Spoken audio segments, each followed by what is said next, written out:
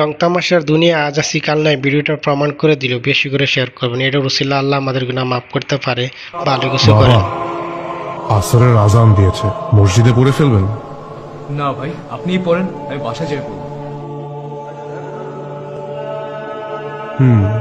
বাসায় গিয়ে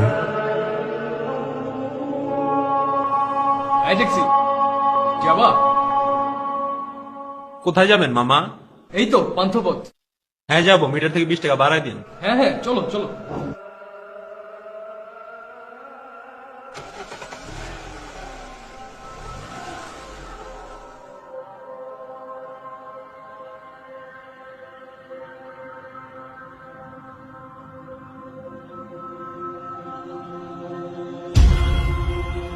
আরে আপনি এখানে?